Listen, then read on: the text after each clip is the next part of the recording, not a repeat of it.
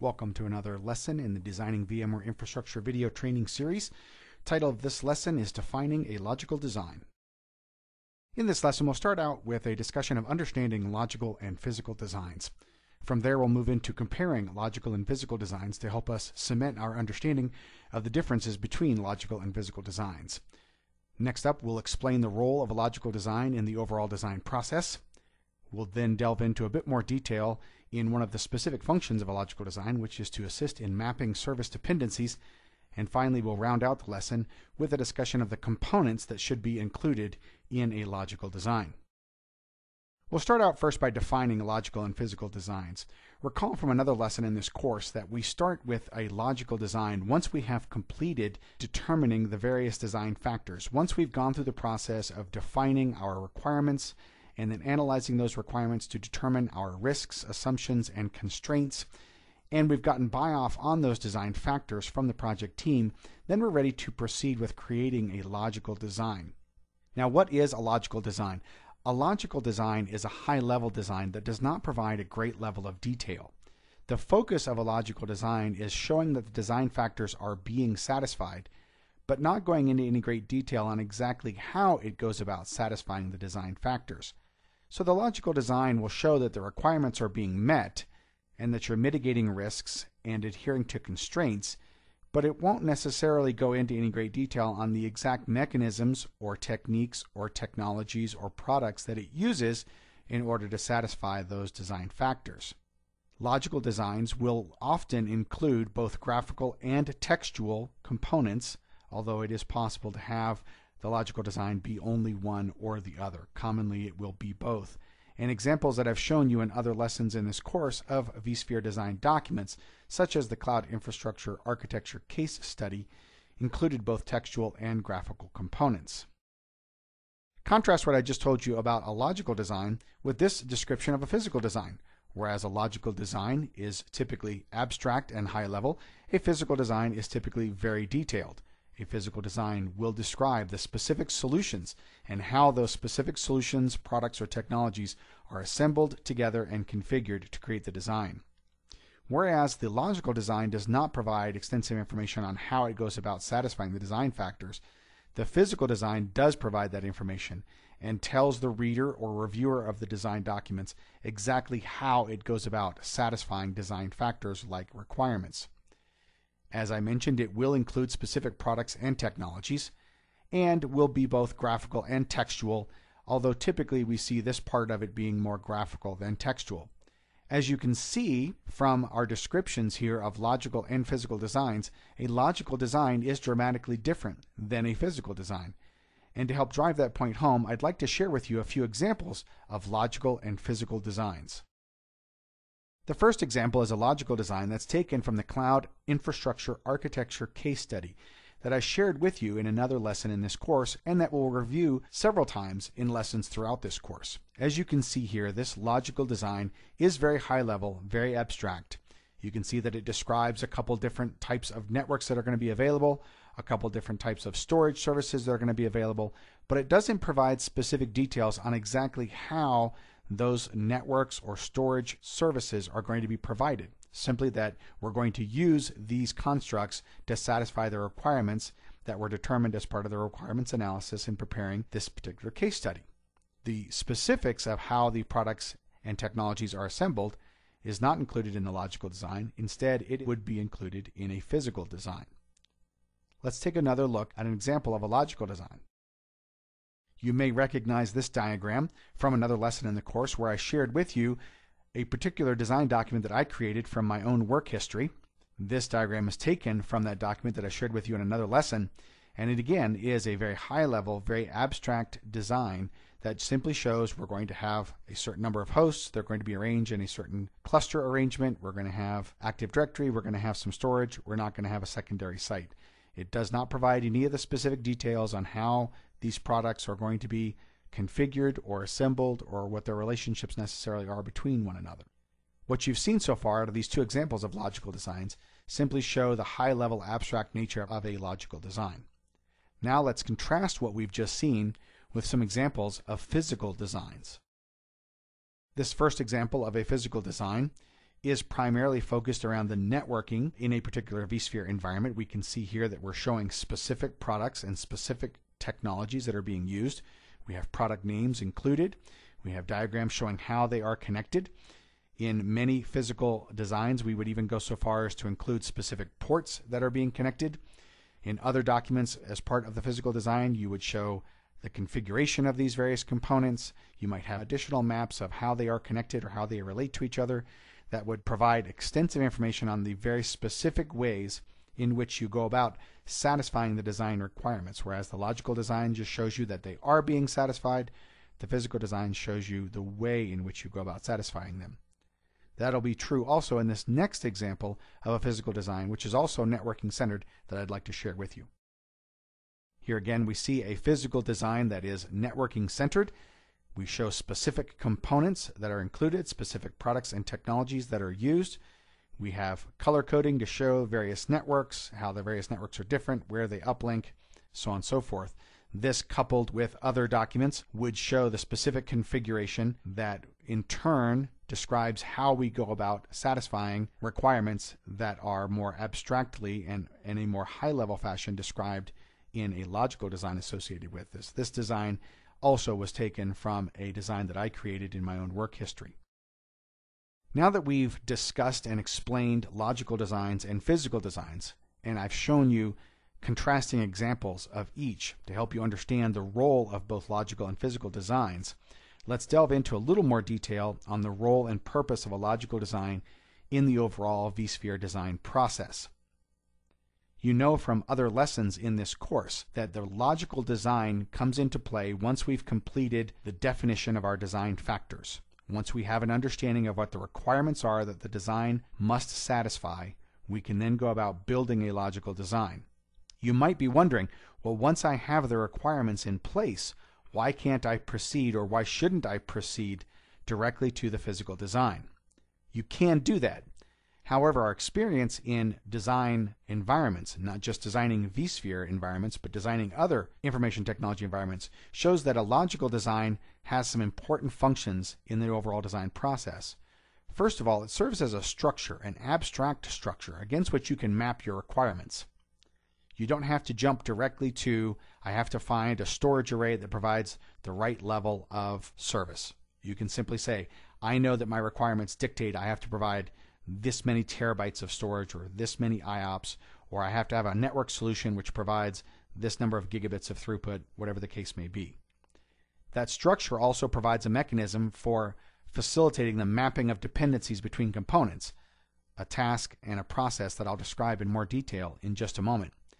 In some ways, this logical design that we're discussing acts as an abstraction layer between the design factors and your specific solutions, products, and technologies.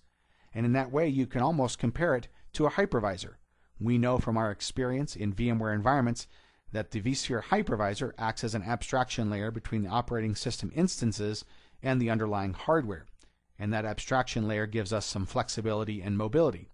In the same way, creating a logical design to abstract the specific design factors away from the underlying products and technologies gives us some flexibility and some mobility.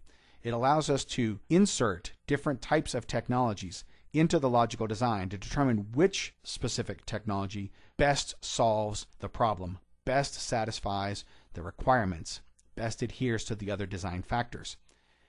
And in allowing you to insert or remove technologies without having to go back and redefine the design factors, it allows us to create the framework of the design without getting hung up in any solution-specific or product-specific details. Those can be worked out as we then map the logical design onto physical solutions, a process that we'll describe in more detail in another lesson in this course. For now, though, having taken a look at the role of a logical design and helping understand the very important purpose that it plays in this overall design process, I'd like to delve into a little more detail in one of the specific things that the logical design allows you to accomplish, and that is mapping dependencies.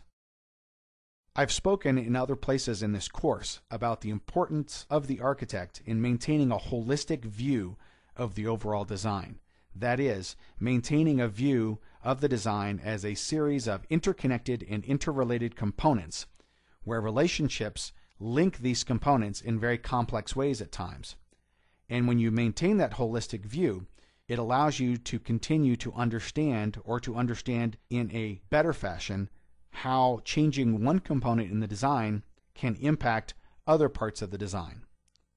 In order to really be able to understand the impact when you change something in one area, you need to be able to understand, or you need to have a clear idea of the relationships between these various parts of the design. Part of gaining an understanding of the relationships of items in the design is accomplished through this process of mapping dependencies. I describe mapping dependencies in two different ways. First, describing or mapping dependencies between services, service-to-service dependencies. And I use the term service here to simply describe an application, a workload, an operating system instance that exists within the VMware infrastructure you're creating. You'll also want to map and understand dependencies between services and the underlying infrastructure. What types of infrastructure does this particular service rely upon, depend upon, or consume?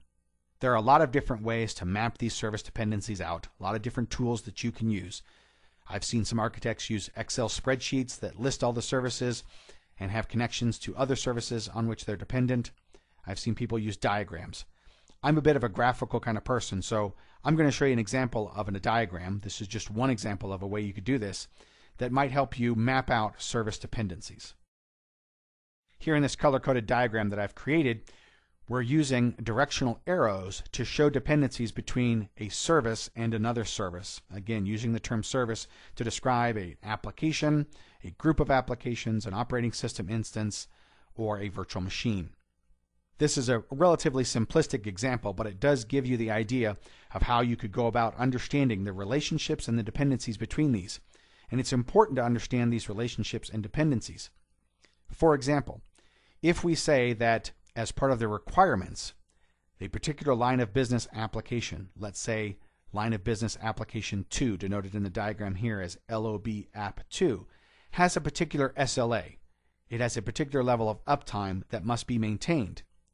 Then because LOB app 2 is dependent upon app server 1, which is in turn dependent upon database server 2, which in turn has dependencies on Active Directory or an equivalent directory service, and DNS or an equivalent name resolution service, then in order for us to maintain the level of uptime, in order for us to meet the SLA that we have defined in the requirements for LOB app 2, app server 1, DB2, Active Directory, and DNS will also be affected by that requirement. A change to one of those will have an impact, a cascading effect, on other dependent services.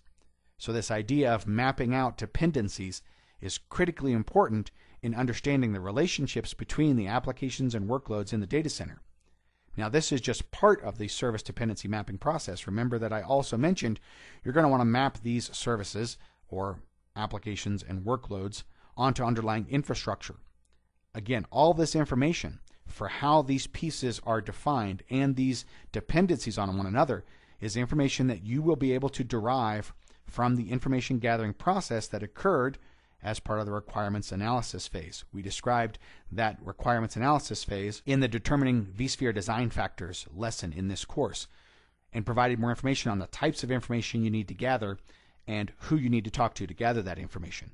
But all that information comes together now as we begin to map out the dependencies and the relationships between these various components in an effort to make sure that we understand the relationships and the impacts that can be caused when changes occur in the environment.